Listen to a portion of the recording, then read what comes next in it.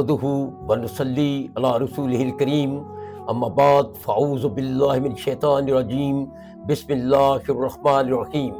کروڑوں درود و سلام اس ہستی بابرکات کے نام جو وجہ تحلیق کائنات ہے، کروڑوں درود و سلام اہل بیت کے نام جو وجہ بقائے دین کائنات ہیں۔ اللہم صلی علی محمد وعلی آل محمد واصحاب محمد وبارک وسلم علیہ۔ معراج القرآن میں اصغر بیگ ایڈوکیٹ کی طرف سے آپ سب کو خوش آمدید۔ آج کا لیکچر ہے غزوہ ہند۔ غزوہ ہند 3 حصوں میں 3 پارٹس میں بیان کیا جائے گا۔ آج کا لیکچر غزوہ ہند پارٹ 1 کے بارے میں ہے۔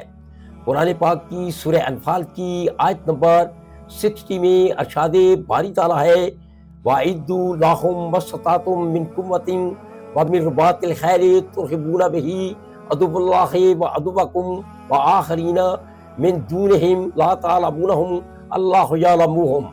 اور ان کے لیے ان کے خلاف تیار رکھو جتنی بھی قوت بن پڑے اور جتنے بھی گھوڑے باندھ سکو، جس سے ان کے دلوں میں دھاک اٹھاؤ جو اللہ کے دشمن ہیں اور تمہارے دشمن ہیں، اور کچھ اوروں کے دلوں میں جن کو تم نہیں جانتے اللہ جانتا ہے۔ آج کے دور میں قوت سے مراد نہ صرف بری، بحری اور فضائی افواج ہیں، بلکہ اسلحہ، بارود، ٹینک، توپ، میزائل، بم، ڈیزی ڈیڈ بم، بنکر بسٹر بم، ایٹم بم، ہائیڈروجن بم، جدید جنگی جہاز، ایئر ڈیفنس سسٹم، بحری بیڑا اور فائبر سسٹم ہے، اور گھوڑے باندھے سبدات، لانچروں اور جدید جنگی جہازوں میں میزائل فٹ کرنا اور رکھنا ہے۔ جنگی و حربی تیاری کے ساتھ ساتھ جدید تقاضوں کے مطابق مومنوں، مجاہدوں، بری و بحری فضائی افواج کی ترغیب دینا بھی نہایت ہی اہمیت کا حامل ہے، جس سے جذبہ جہاد، حوصلہ، ہمت اور استقلال پیدا ہوتا ہے۔ سورہ انفال آیت نمبر 65 یا ایھا النبی حرض المؤمنین علی القتال ان یکن منکم 20 صابرون یغلبوا مئتین وان یکن منکم مئۃ یغلبوا الفا من الذین کفروا بانہم قوم لا یفقہون۔ اے نبی، مومنوں، مسلمانوں کو جہاد کی ترغیب و تربیت دو۔ اگر تم میں سے 20 صبر والے ہوں گے 200 پر غالب ہوں گے، اور اگر تم میں سے 100 ہوں گے تو وہ کافروں کے خزانت پر غالب ہوں گے، کیونکہ وہ سمجھ نہ رکھنے والی قوم ہے۔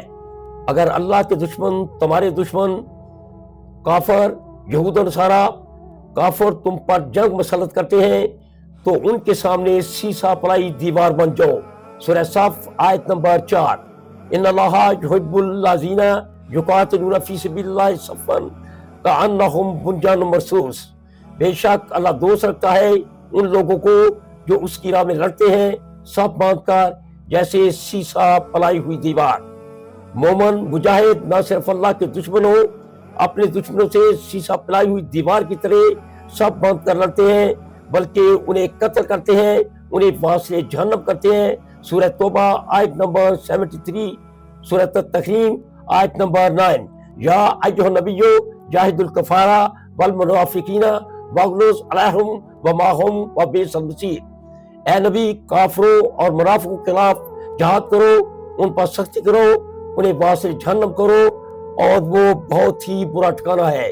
کافروں، منافقوں اور اللہ کے دشمنوں، اپنے دشمنوں سے لڑنے، ان کے خلاف جہاد کرنے کی اہمیت کا اندازہ اس امر سے بخوبی لگایا جا سکتا ہے کہ قرآن پاک کی 2 مختلف صورتوں میں ایک ہی آیت ایک ہی انداز میں بیان کی گئی ہے۔ مومنوں، مجاہدوں کو اللہ کے دشمنوں سے، اپنے دشمنوں سے، کافروں، منافقوں، فتنہ فساد پھیلانے والوں کے خلاف اس حد تک لڑنے کا حکم ہے کہ فساد باقی نہ رہے اور اللہ کا سارا دین غالب ہو جائے۔ انفال آیت نمبر 39 وَقَاتِلُوهُمْ حَتَّىٰ لَا يَكُونَ فِتْنَةٌ وَيَكُونَ الدِّينُ كُلُّهُ لِلَّهِ۔ اور ان سے لڑو جہاں تک کہ کوئی فتنہ باقی نہ رہے اور سارا دین اللہ کا ہی ہو جائے۔ اسی طرح سورہ توبہ آیت نمبر 14 قَاتِلُوهُمْ يُعَذِّبْهُمُ اللَّهُ بِأَيْدِيكُمْ وَيُخْزِيهِمْ وَيَنْصُرُكُمْ عَلَيْهِمْ وَيَشْفِ صُدُورَ قوم مومنین، تو ان سے لڑو، اللہ انہیں عذاب دے گا تمہارے ہاتھوں اور انہیں رسوا کرے گا اور تمہیں ان پر مدد دے گا اور ایمان والوں کا جی ٹھنڈا کر دے گا۔